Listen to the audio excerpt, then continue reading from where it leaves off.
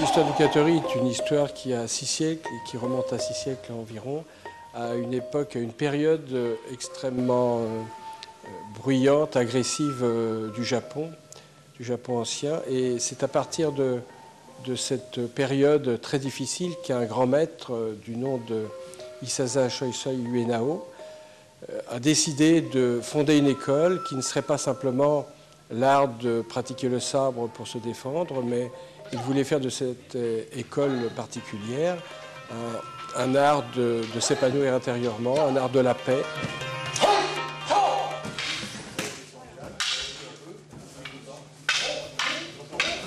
Alors, 6 siècles en arrière, c'était l'époque des champs de bataille, c'était l'époque où on travaillait en armure et l'idée du maître était véritablement d'être extrêmement efficace, extrêmement puissant, rapide. En ce qui concerne le bouddhisme, toutes les choses que l'on connaît, la recherche de vacuité, la structure de l'école basée sur 5 éléments à transcender, sur bref, l'épanouissement notamment de la compassion, un élément qui pour les guerriers de l'époque était relativement inconnu ou non pratiqué.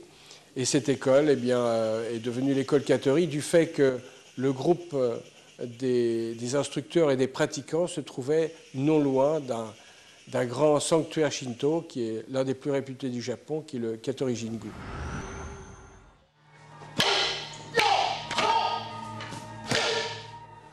Après cette période intense de sa création, l'armure a été retirée. On travaillait plus le combat individuel dans les châteaux, dans les rues. Donc on travaillait plus en kimono et finalement la technique s'est un petit peu assouplie. Mais ça reste une des écoles traditionnelles les plus importantes au Japon.